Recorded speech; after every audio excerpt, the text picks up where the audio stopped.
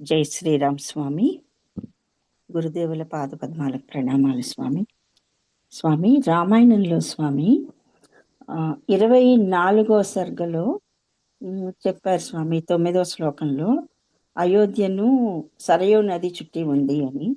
అలాగే 21వ శ్లోకంలో కూడా విశ్వామిత్ర మహర్షితో కలిసి సరయూ నది దక్షిణ తీరంలో ఉన్నారు అని చెప్పారు స్వామి.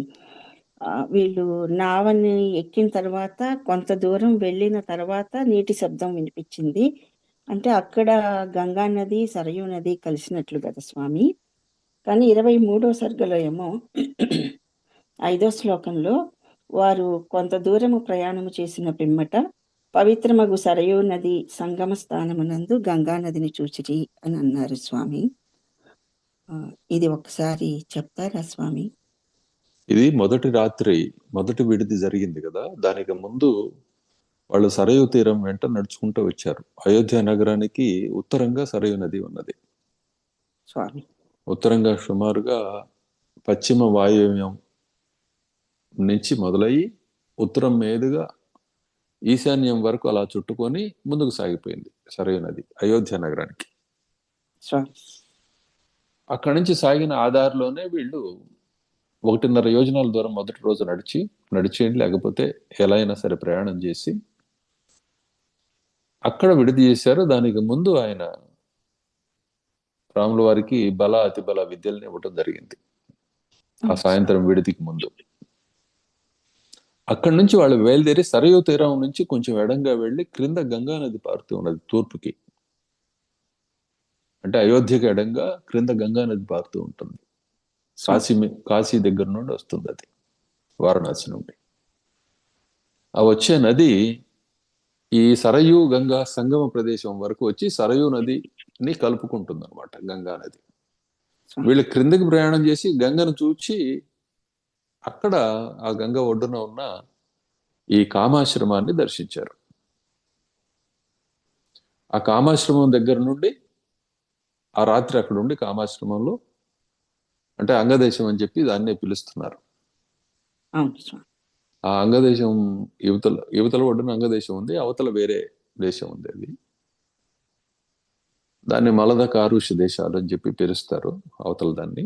అది గంగకి దక్షిణపు ఒడ్డున ఉన్నదన్నమాట. సో గంగకు ఉత్తరపు ఒడ్డున కామాశ్రమము, అనంగాశ్రమము, అంటే మహాశివుడు తపస్సు చేసిన ప్రదేశము. అదే విధంగా అక్కడి నుంచి వాళ్ళు బయలుదేరి గంగ ఉత్తరపు ఒడ్డు నుంచి అవతల ఒడ్డుకు చేరుతూ ఉన్నప్పుడు ఆ ప్రవాహపు వాలులో అలా దిగువకు వెళుతూ అవతల ఒడ్డుకు చేరుతారు. సహజంగా జరిగేది అది. నావ నడిపేటప్పుడు నేరుగా స్ట్రైట్ గా ఇలా కట్ చేసి వెళ్ళదు ఎప్పుడు కూడా. అది అడ్డంగా అలా నడవదు అనమాట. అలా క్రిందికి జారుతూ అవతల ఒడ్డుకు చేరుద్ది.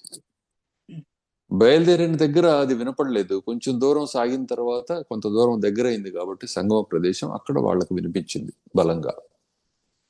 అది వింటూ ఉండగా అవతల ఒడ్డుకు చేరారు దక్షిణానికి. ఇప్పుడు అర్థమైందా?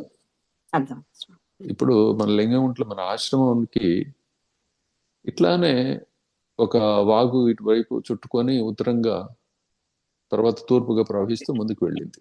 ఇది సరయూ నది అనుకో, మనకు లెఫ్ట్ సైడ్ ఉండేది. అలానే పొడపాడు వైపు నుంచి వచ్చేటప్పుడు ఒక వాగు వస్తుంది, పెద్ద వాగు, అది గంగా నది అనుకో. ఈ రెండు కలిసినాయి కదా. ఈ నదులను దాటాలంటే ఇటు ఈ సరయూ నదిని ఈ లెఫ్ట్ సైడ్ ఉండే వాగునైనా దాటాలి, అటు ఎదురుగా ఉన్న గంగనైనా దాటాలి. అంతేగాని ఈ రెండు కలిసిన చోట దాటడానికి కుదరదు. అక్కడ నీటి వరవడి ఎక్కువగా ఉంటుంది, ప్రయాణం సాగదు, అక్కడ రేవు కుదరదు అనమాట. అందువల్ల ఏదో ఒక దాంట్లో పై ఎత్తున మొదలుపెట్టి ప్రయాణం అవతలకి అనువుగా ఉన్న చోటకి చేరతారు. వీళ్ళు చేసిన పని అది. అక్కడ ఇప్పుడు క్లారిటీ వచ్చిందా? అంటే ఏంటి, వీళ్ళు అయోధ్య నుంచి ముందు తూర్పుగా బయలుదేరి ఆ తర్వాత మెల్లగా ఆగ్నేయంగా సాగించి ప్రయాణాన్ని కామాశ్రమానికి ఆగ్నేయం వరకు చేరి అక్కడి నుంచి దక్షిణానికి నదిని దాటారు. క్లియర్ గా ఉందా ఇప్పుడు? అది సంగతి.